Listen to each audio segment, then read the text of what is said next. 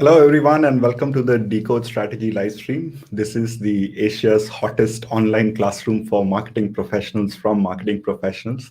And this is something which a lot of my viewers have been saying, although it has not been proven in any kind of research. But since everyone wants it to be like this, so we will let it be like that. So before we start, a very quick introduction about myself. My name is Rahul. I'm the founder and chief consultant of Decode Strategy Labs. And Decode Strategy Labs is a company which I founded last year after the first wave of the pandemic. And there are three things which I do as a part of this company. I provide consulting services for marketers on their brands. I also provide services relating to winning awards. And the third part of the business, which is the part which is something which I'm extremely close to and I'm really passionate about, is the Marketing Academy, where I provide an online course on strategic marketing. And this is the course which has been helping out a lot of professionals move up in their careers and earn that seat at the marketing decision table. And it is also something which brings together all of my learnings over the last 16 years of working with multiple brands across multiple countries and working with some of the really good professionals in the industry. So few things to note. We have some good events coming up. So we have Ruby, who will be joining us next week, and she'll be talking about tracking and growing your brand assets. Ruby will join us from Hong Kong. And then we have Dhiren, who will be joining us from Shanghai. He's the CMO of Kraft Heinz Asia. And he'll be talking about building a full marketing mix mindset. And there are, I just want to stress on the fact that there is a ton of effort that goes into this whole process. And if you've attended any of the live streams in the past, you would know the amount of effort that all the speakers put into the kind of content which they share. So this is not just a regular interview where you come unprepared and you just talk about your life and your experiences, but this is the process is such, the structure is such that they go really deep on a subject and they prepare on that topic, and I work along with them on certain aspects. So there's a lot of effort which goes from my end to identify the right people who are experts in their area, and then making all of this kind of come together and making sure that it's a great experience for anyone who's watching. So therefore, if you want to keep track of the events, I keep posting the details on my Decode Strategy Labs LinkedIn page, so you can follow the LinkedIn page. Or I would love for you to subscribe to my YouTube channel. There's all the live stream recordings from the past are all there on the YouTube channel. There are some really, really good speakers who've already been a part of the live stream. So if you want to hear those past recordings or you want to stay updated with all the future recordings, make sure you subscribe to the YouTube channel, click on the bell icon so that you are notified of new events that come up or that get announced in the future.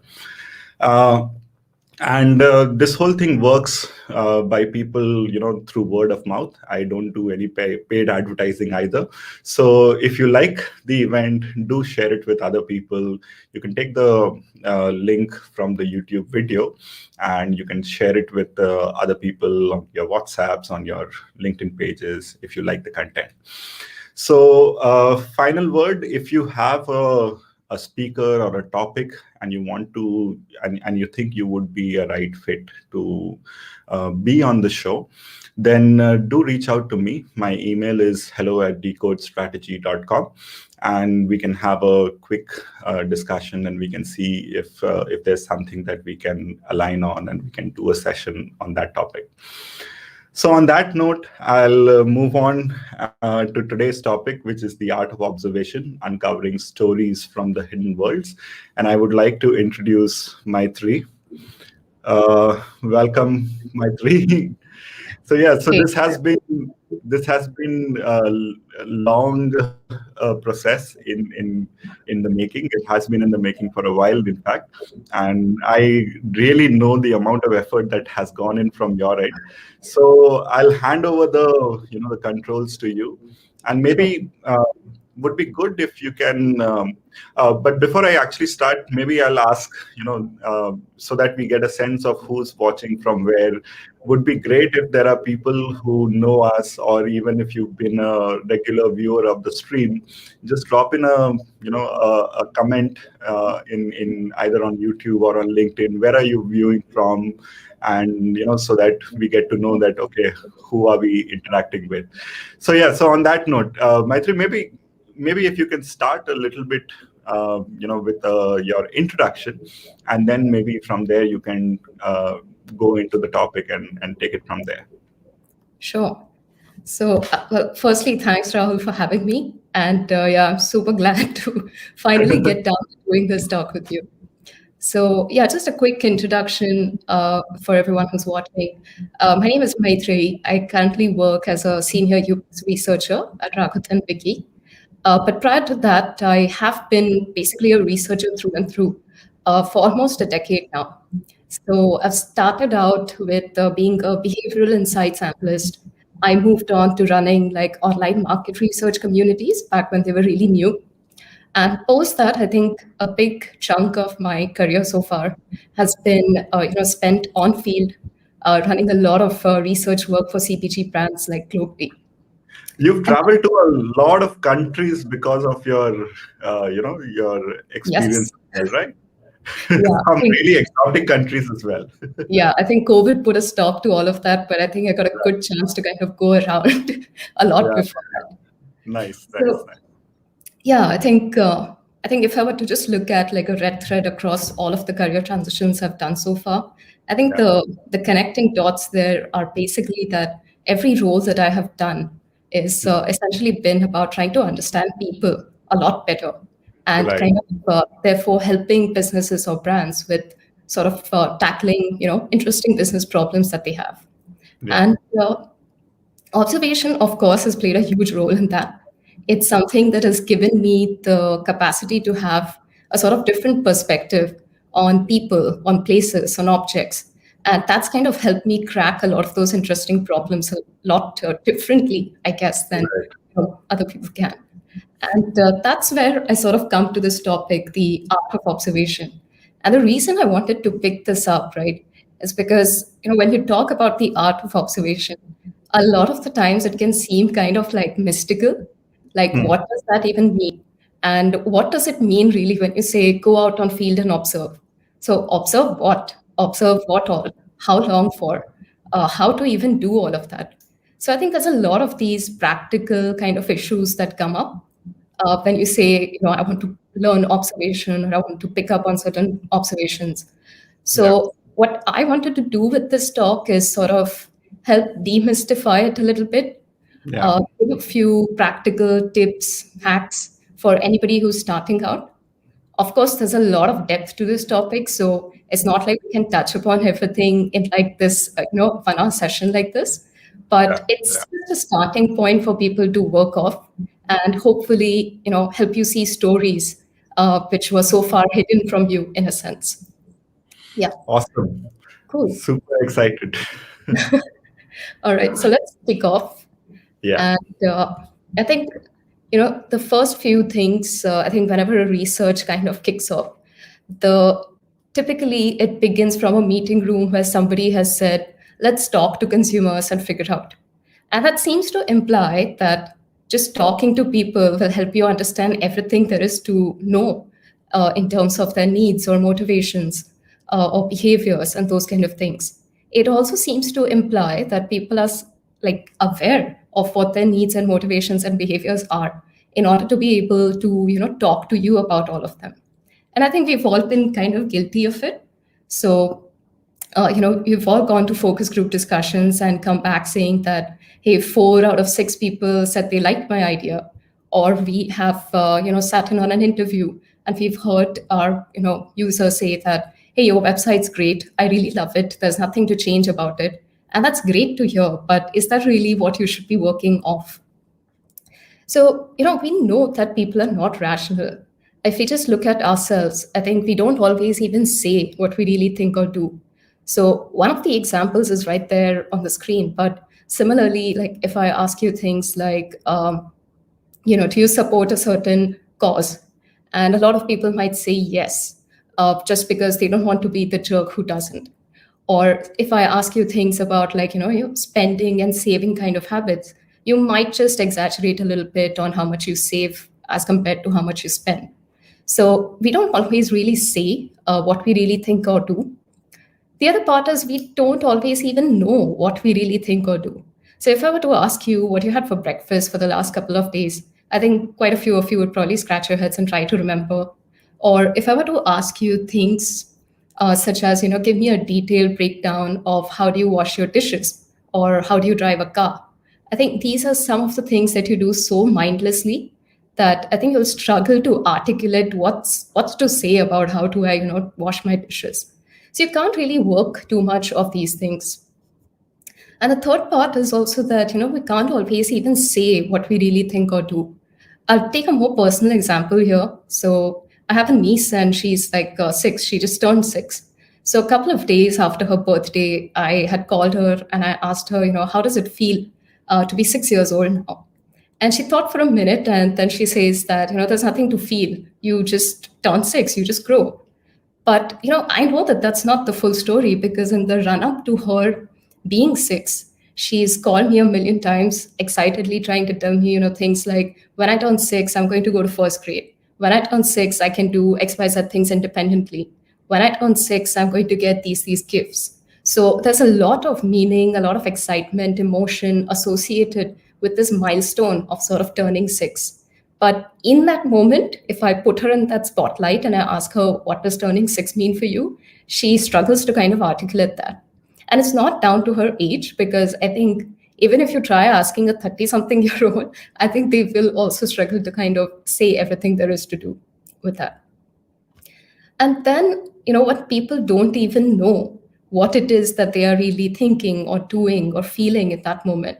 Then if you try to kind of subject them to this sort of interrogation of, no, tell me, why did you do that? Why did you say that? Why do you think that? Then it's kind of like literally putting them in a hot seat and forcing them to give a response to you. And a lot of people would just give you some random or really rationalized sort of a response, which means little, to be honest, to work off.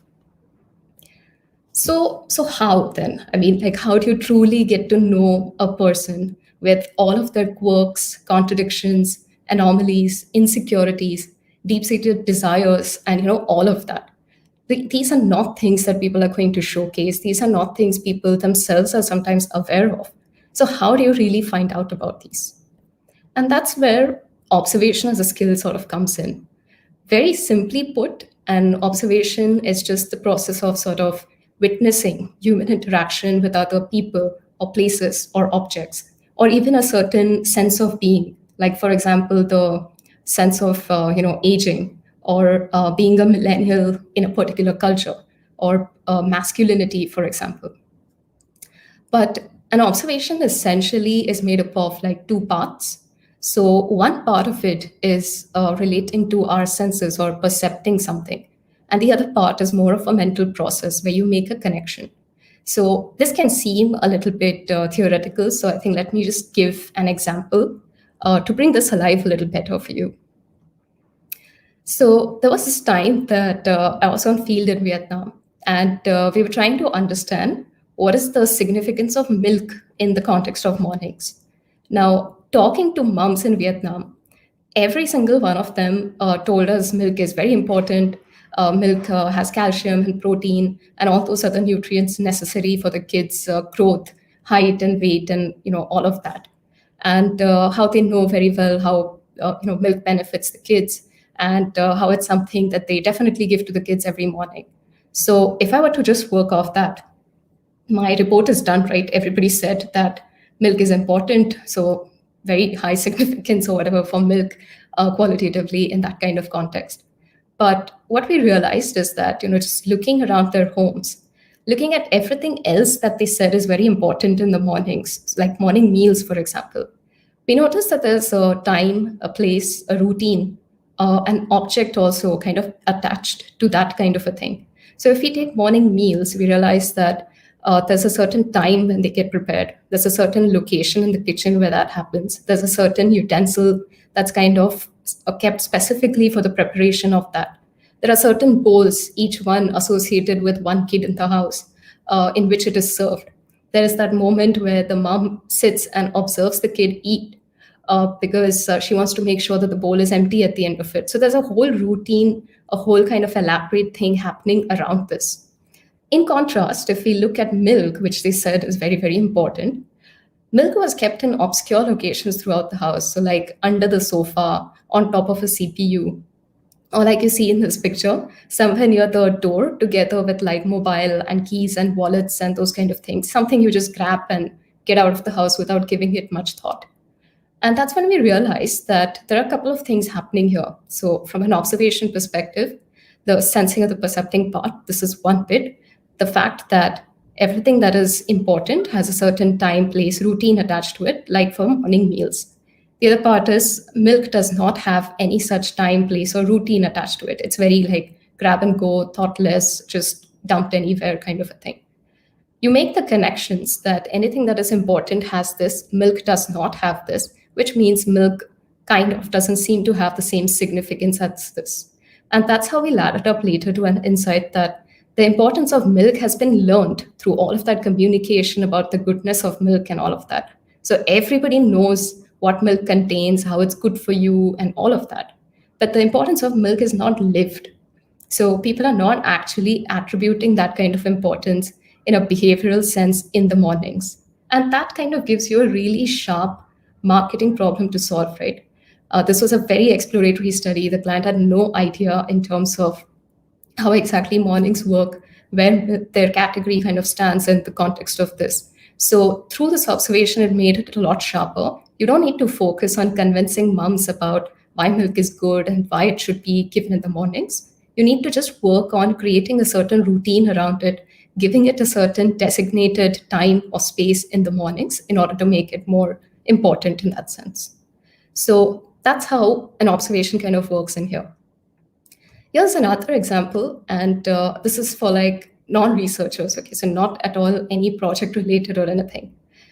This is something you've probably seen, walking around your neighborhood, paths like these that you see out there. And you've probably walked on them, but not really seen them in terms of what they really represent or what they stand for. And you'll kind of notice that, there's a perfectly paved, well-made path that kind of goes to the same end. But at the same time, there's this path, and a lot of people seem to have walked on that path, going by, how faded off the grass is. And it seems like people seem to be taking this path a lot. And then you can kind of tie up the two and realize that people want a shorter route to the same destination. And this is something really basic, but it's an observation without even talking to anybody. It's something that you can deduce. And it's something that actually urban planners use a lot to make more user-friendly sort of pathways and navigations around the city. On the right-hand side, you see there, that's actually a picture from, I think, London. It's a picture posted by a user on Reddit. And it's actually this kind of a desire path that was created by users, made official by the government by making it actually a paved pathway. So there's a lot that you can pick up on if only you kind of see, not just look, or if you listen and not just hear. And one thing that I want to highlight there is that when we talk about observations, it doesn't always have to be, some elaborate immersion or like a deep dive into a certain culture or anything of that sort. You can work with whatever limited time and resources that you have. Because I guess in a commercial research context, you have some insane timelines, you don't have the money. So you have to do things with whatever constraints that you get. So this is something I would like to highlight that, this is something you can do.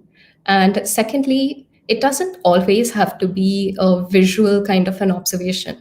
The last two examples were very visual in nature. So that's why I wanted to introduce this one that will tell you how it's not always just about the visual part of it.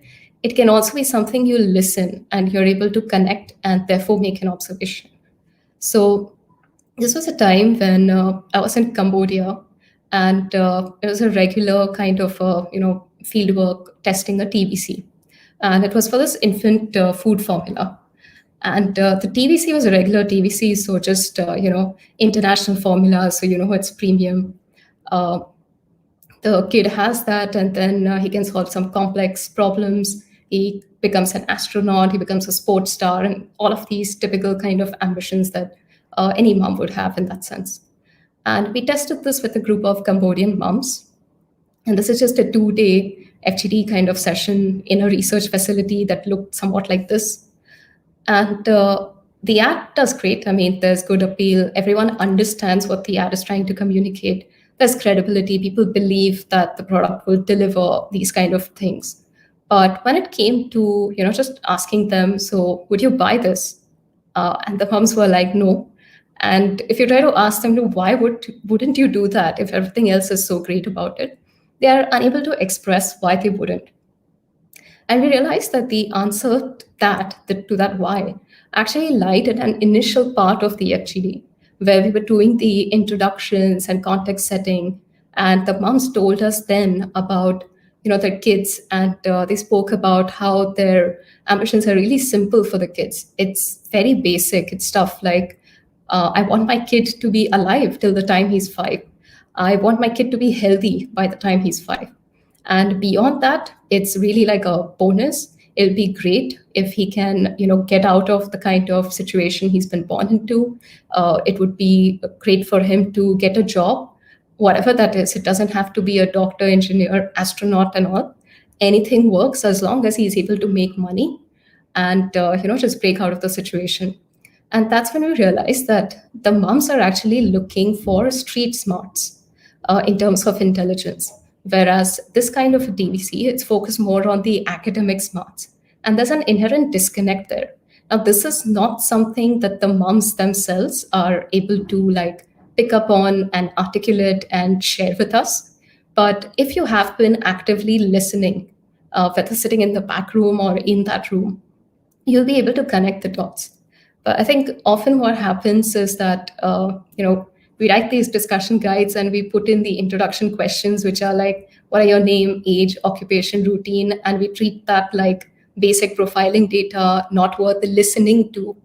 And that's how we kind of miss out on making observations like these and putting 2 and 2 together to really, make a tangible observation that can actually solve your business problems. So enough of examples. How do you actually get down to doing observations, and how do you actually observe?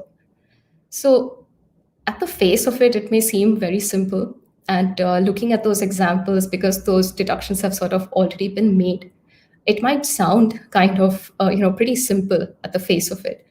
But in reality, things can get seriously overwhelming, because let's face it, when you go on field, there's so much that's happening around you.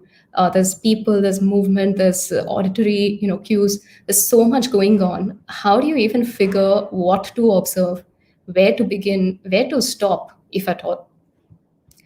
So, sorry to burst any bubbles, but everything, like everything else in life too, practice makes perfect.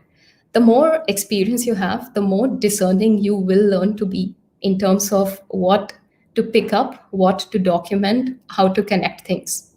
At first, everything can seem very interesting, something that's worth your attention, something that's worth documenting.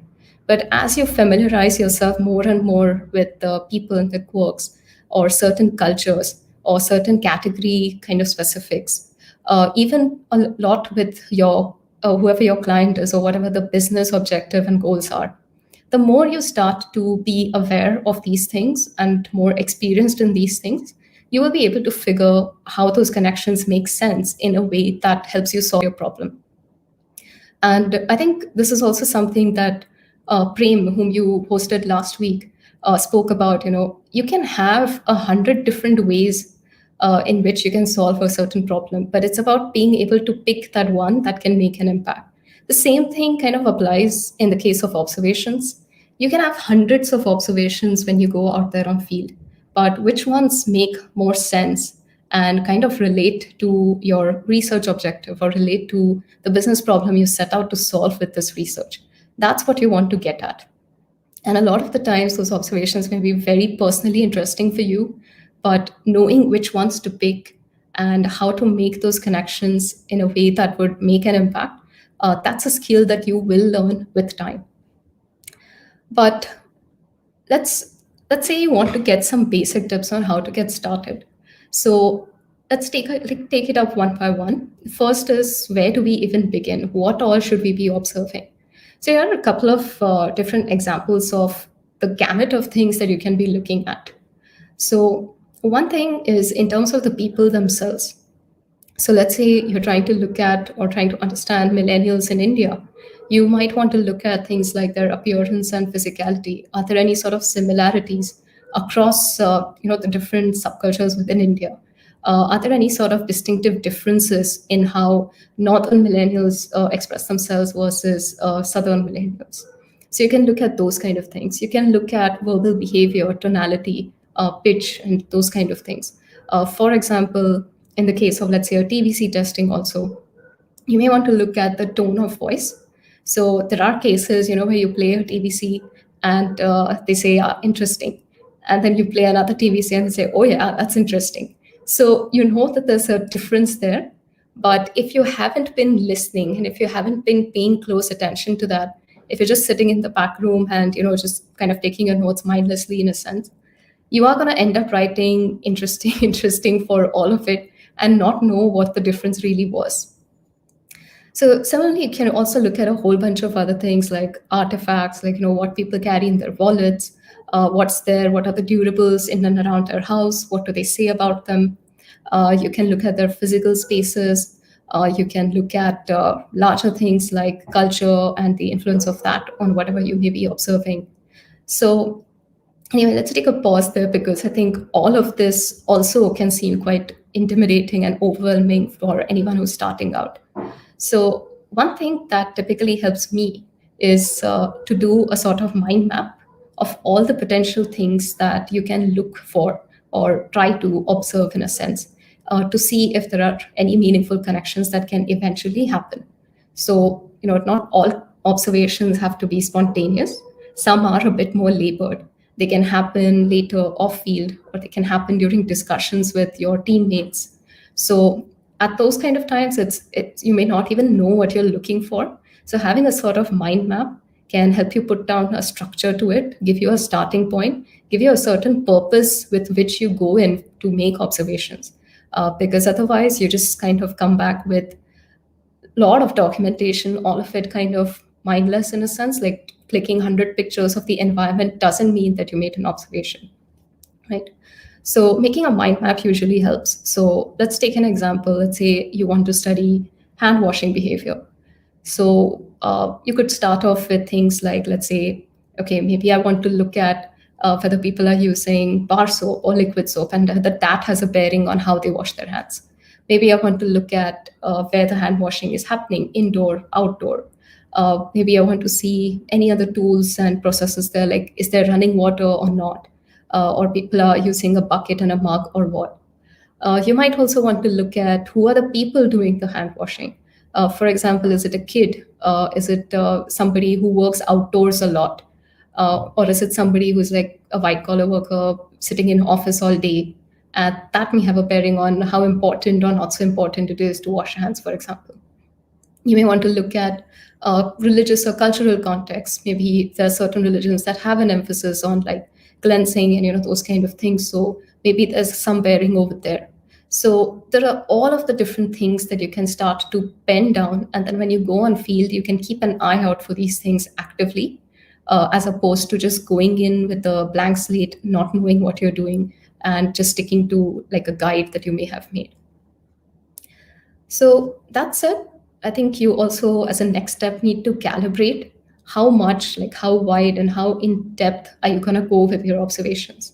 So a simple, measure for that is to understand what kind of a research study are you running. If it's going to be something that's a lot more exploratory, foundational, people have no clue about anything, you have been told to just go and find out everything there is about that thing, then you might want to look pretty broad because you don't know where those connections can come in and influence how people are doing things or why people are behaving a certain way. But let's say if it's a very narrow and specific objective, like typically for any sort of evaluatory studies, then maybe your scope of observation is fairly limited. So taking our hand washing example, for instance, maybe if you're trying to understand how do people wash their hands with the three different hand washes that you're testing and just want to evaluate the experience across the three, then maybe you don't need to go as far and wide as we did with the mind map. Maybe we just need to look at the selective pool of people that are doing this and just kind of look at their body language, expressions, what they said, and how they went about with washing their hands, and just pick up things of that kind of verbal or physical behavior in a sense, and not go too far and wide into their lives and in-depth emotions in a sense. So hopefully that gives an idea of how to kick off and how to calibrate yourself. The other part of it is documentation, because like I said, I think when you start off, everything can seem so overwhelming and you don't know how or what to document. So I think to an extent that would be taken care of with the sort of mind mapping thing, when you know how much and what all you are trying to document or look for. But that said, when it comes to documenting, also there are various ways in which you can do that. And here are some examples of how that actually works. So I was actually running this study on cough and trying to understand how people treat coughs and those kind of things. For me personally, this was a very different category from what I had typically been working on. And I kind of had no real clue of what to even look for, because it's not like your soaps and shampoos and noodles and those kind of things where people interact with the category on a very regular basis, and it's very relatable in a sense, so you can kind of figure out what you might want to look for. But for cough, it's so specific. It's very specific to that moment when you are suffering from a cough, and then if I try to talk to you a month later, you probably have lost empathy for yourself also when you had the cough. So when I went in for this, I kind of didn't have a clue for what I would be looking out for. So I made this mind map sort of a thing, and one of the many things that I documented, in addition to capturing all that people were saying, was to just kind of take a look at their medical cabinets or things around the house and take pictures as a documentation, in a sense, of everything that they were using to treat a cough. And what that helped me do is not like a spontaneous observation, but like I said, more of a labored observation later on, is it helped me see a certain pattern within things. So for example, looking at these pictures, I could see that there is, there are some traditional sort of remedies like the kadhas and those kind of things that people are making. Then there are some syrups, but within syrups too, there are some that are more on the natural end, some that are very clinical in nature. Then there are more, high level stuff like tablets and stuff, which are for like quick efficiency. Then there are small stuff like coughlets and things like strepsils and stuff like that for immediate kind of relief. There are preventive kind of efforts, like for example having Chyawanprash and stuff every day. And then there are more tech kind of things like a nebulizer or a steam machine, those kind of things. And then I could start to see some patterns emerging eventually using this documentation and the field notes to then connect the dots. So, for example, somebody who's a salaried person and cannot afford to miss another day of work typically wanted to go in for more effective and efficient kind of measures. Somebody who doesn't have that kind of pressure wants to take a more safer route. Or for kids, moms want to do something different. For the elderly, people want to do something different. And you could start to see those connections a lot clearer, but at a much later stage, because this was a very foreign kind of a category for me. And it can be a little difficult to see things while you're on field then. This is another example from actually Peter Ramsey's UX of banking publication. This is something that's freely available online for anyone who's interested. It's a really well-done case study, and this is just like a picture from one of that. He's what he's done is he was doing a sort of UX study on banking and one particular aspect, which is the ease of being able to freeze a card. And what he's done is he's meticulously noted down his entire experience So in a sense, documenting everything to then eventually see if there are any observations and things that could make sense to look at which banks are doing a better job versus not.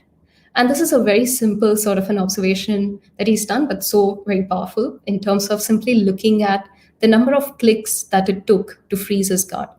And it's just a representation of that.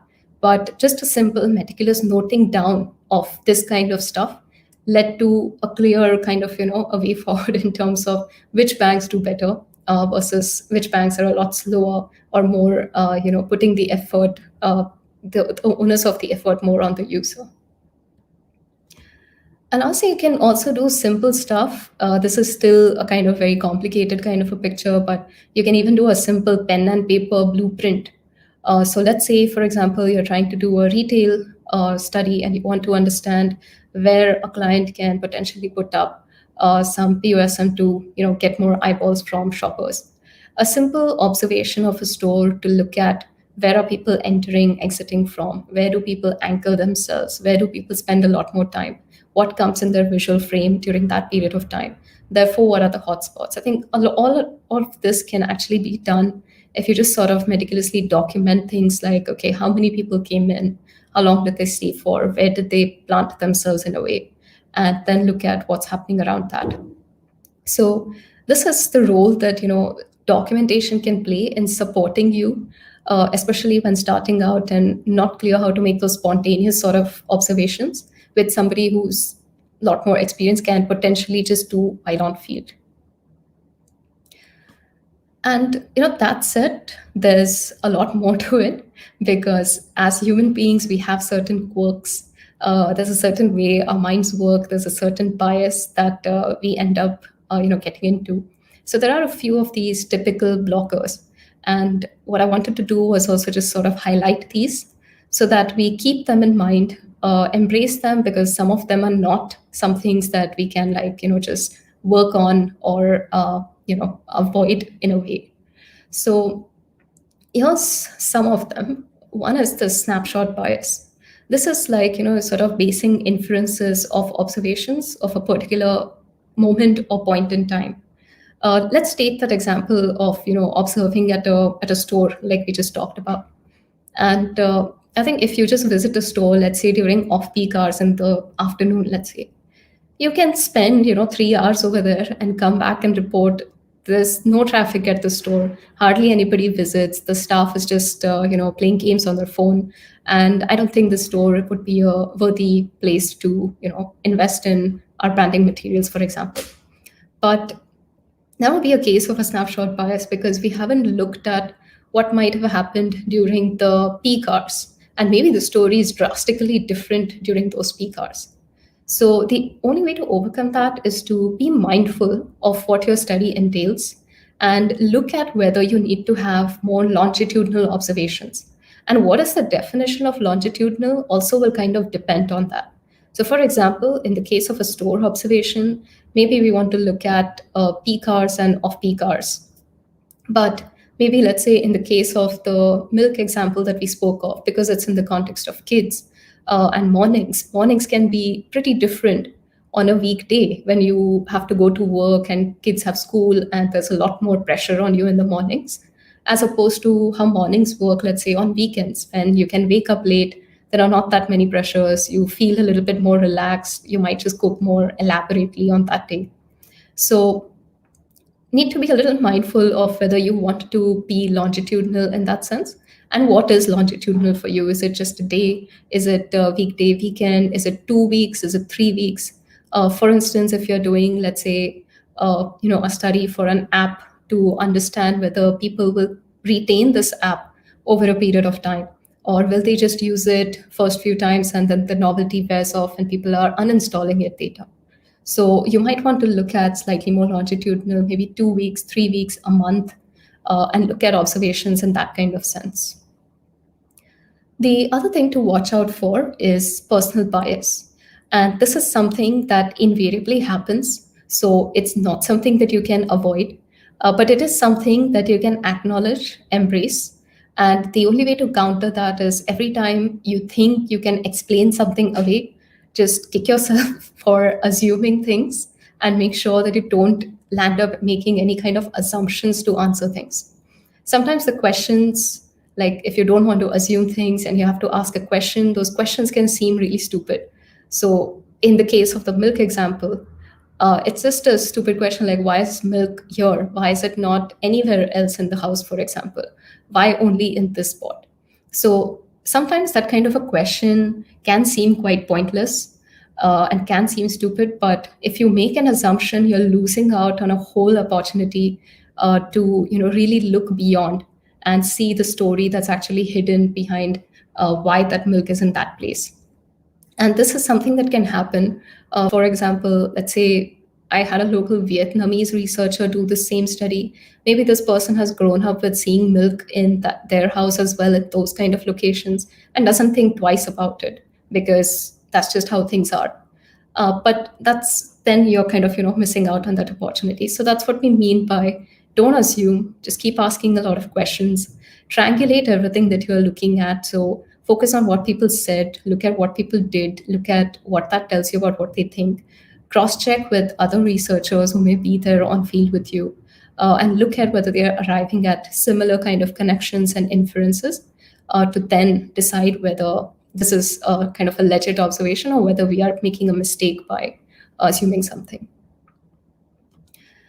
And one last thing is the doorway effect. Just a little bit more on this, just to explain this a little better. So there's been some research, interesting research done that tells us, how our brain processes memories and how we sort of box things away into different episodic contexts. So sometimes it's as stupid as, you are in the living room and you walk into the kitchen with a cup maybe. And when you get into the kitchen, once you walk through that doorway of the kitchen, there's a moment where you forget, why did I even come here? And then you sort of reorient and remember, oh, okay, I came in here to keep this cup out here. And this is something that happens, it's very fleeting, but it can be quite disorienting for that microsecond that it happens.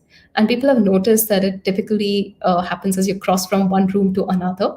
Hence, it's called doorway effect. But what's interesting to note is that this doorway thing is not just a physical doorway, it also works in a virtual setup. And I guess in the context of fieldwork, it can often work in the sense of, let's say, when you move from one interview to another, you sort of box away the first one and you look at the second one in a fresh kind of perspective. Or sometimes it can even happen, like in the case of the Cambodia example that I shared, from one part of the discussion guide to another, where you box away what people said in the introduction and context, and then you focus on, okay, what's happening now in the category bit, but you forget to make those connections and you forget to join those dots, and hence you can't arrive and make an observation in a sense. So the only way to work this out, because it's a very human quirk, there's nothing that you can do to stop that in a sense. But I guess if you're mindful of it and you recognize that we tend to do something like that, you will, catch yourself doing that and sort of stop yourself in time.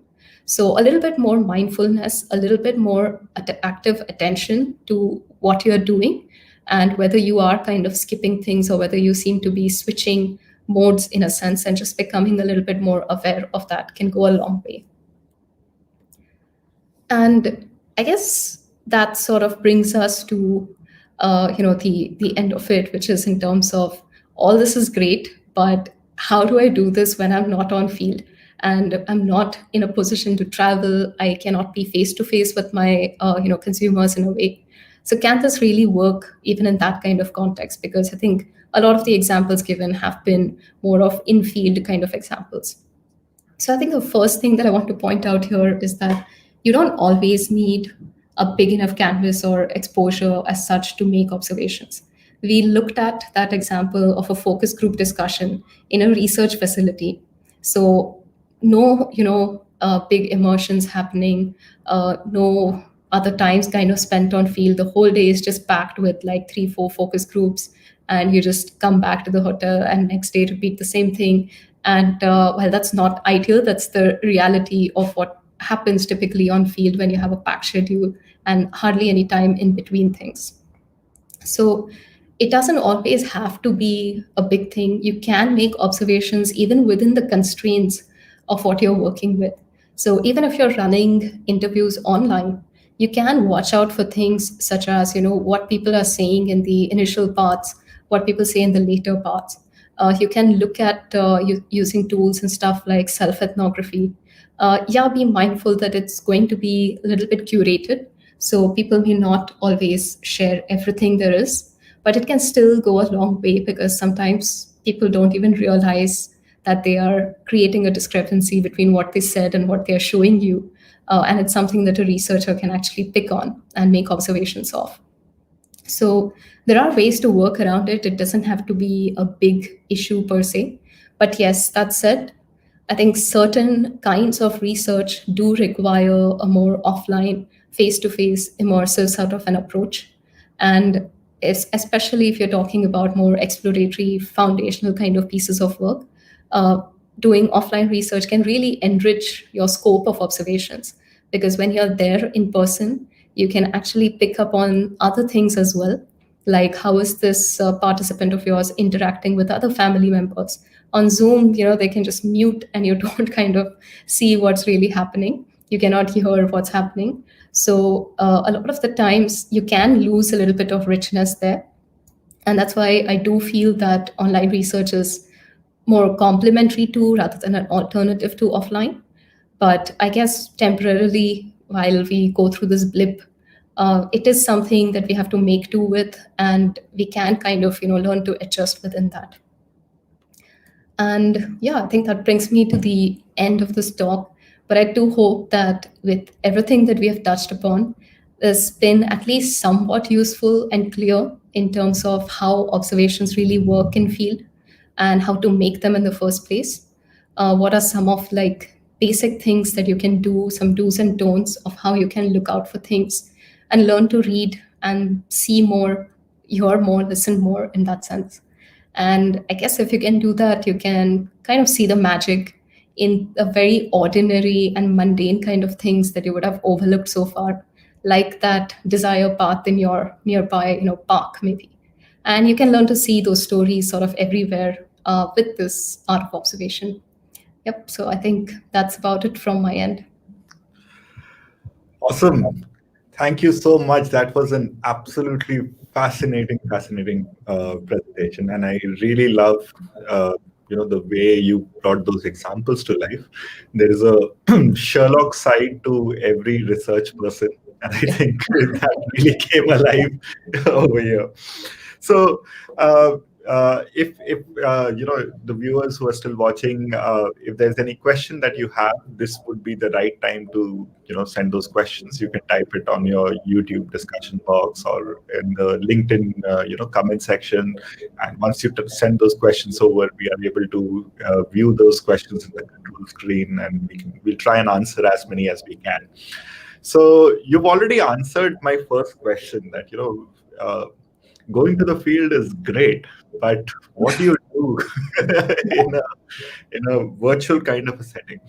I think the second big question that, or it's not really a question, it's something which I noticed while you were explaining, that there seems to be two areas of work.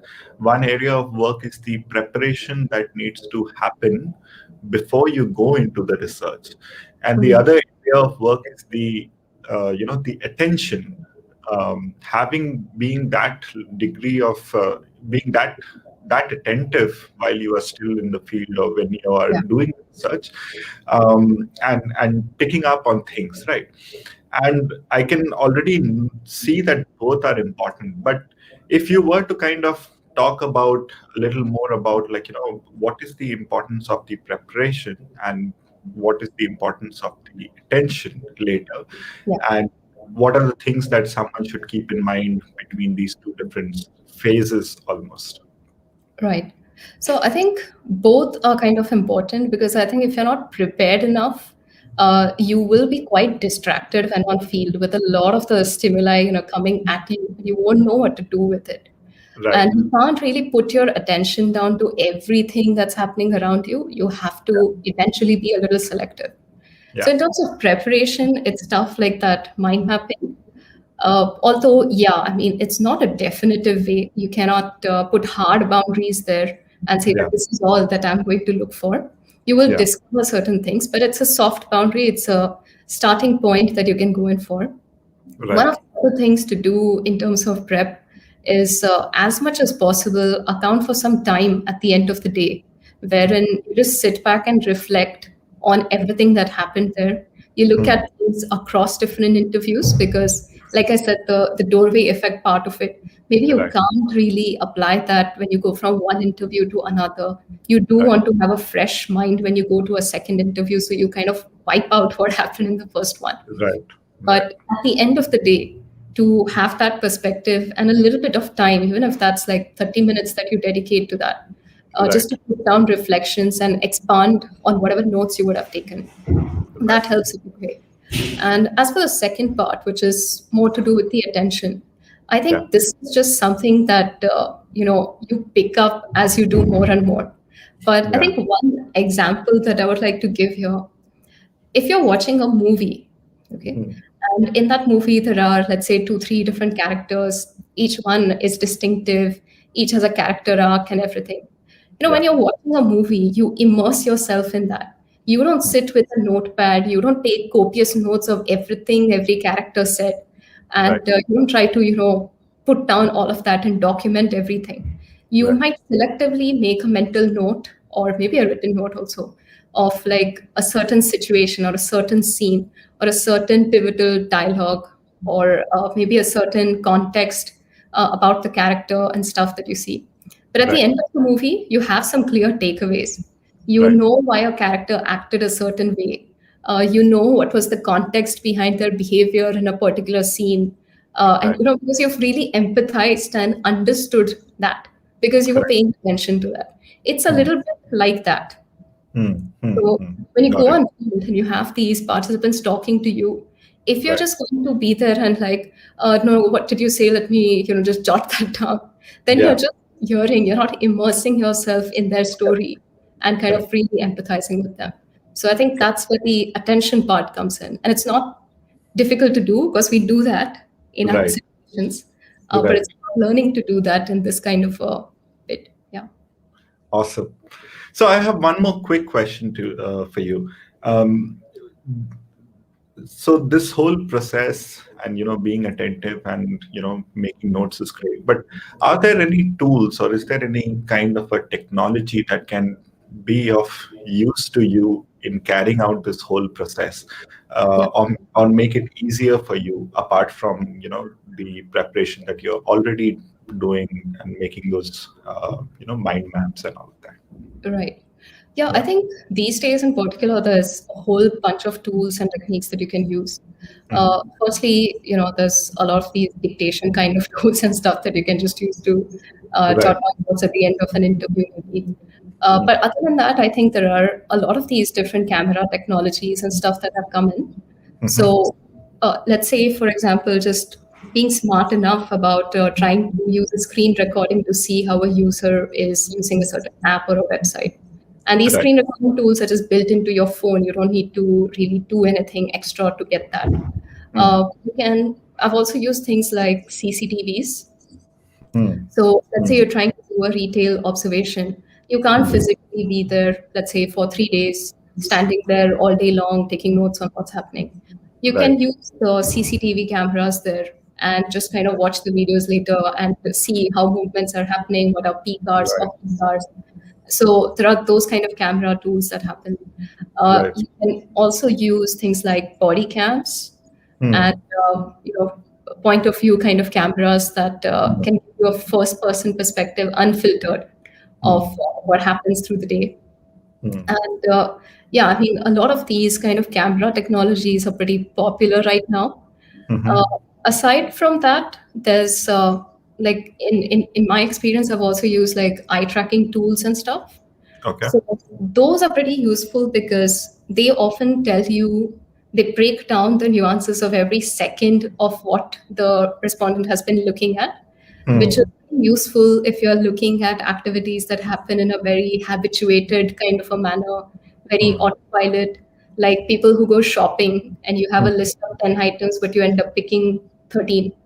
Right. And you don't know when that happened, why that happened, why did you even pick up this bottle. But with Correct. those kind of eye tracking things, you can actually pick up things like, okay, they looked here, then they looked there, and then they picked this up. So you can Right. eventually make those kind of connections. You can even know what to probe more on. So there are a lot of these kind of tools that have come up these days. Awesome. Awesome. Lovely. So again, this feels like a CSI episode as well. Okay, It's so let's take a couple of questions from the audience. I think the first one, I'll just pop it on your screen. yeah. This one from Sidesh. What are some constraints one might face during observation-led research? Yeah, sometimes I think conducting the observation itself can be tricky. Mhm. I think there's one more question there, which seems kind of related. Uh, Correct. Yeah, I was yeah, about to say from that. Yeah. yeah, Are there any more blockers while observations, assumptions, presumptions, unique things? yeah. So I think for both of the questions, I think one part of it is that sometimes the thing that you're trying to observe can be tricky to observe. Like, Right. for example, we wanted to look at what's happening in mornings, right? Now, mornings for some people start at 4 a.m., 6 Right. a.m., 8 a.m. We cannot have like a researcher going in there and shadowing them around, and it would affect their behavior. It's also Right. creepy that you have somebody following you at 4 Yeah. a.m. Yeah. So those kind of things are there, but then you have to use these workarounds. So, for example, in the case of the mornings, looking at using things like point of view cameras or self ethnography and putting that onus on the participants to then share a little bit more of their mornings. Right. So, those are the kind of things that can help to substitute when Mhm. you can't personally be there to observe in a way. Right. Yeah. Awesome. So that brings us to the end of today's session. And I want to pop this again on the screen that this is Decode Strategy live stream, and it's the Asia's hottest online classroom for marketing professionals from marketing professionals. And I personally enjoyed this session a lot, and I'm sure there's a lot of learning that everyone else who's been watching it from. I've lost the number of countries that people are watching this from. So thank you so much to everyone who's watching. And if you haven't already subscribed to the YouTube channel, that's one thing that you must definitely do that right now. And do click on the bell icon so that you're updated about future events that come up. So on that note, Maitreyee, thank you so much for taking the time and joining me today. And this was a fascinating session. I feel like Sherlock Holmes, uh, and really, really useful. And I think you've also covered a lot of constraints that have happened because of the virtual nature of research that's going on. So thanks a lot. Lovely session, and we'll see you all again in our next live stream on next weekend. So on that note, thanks. Bye. Thank you.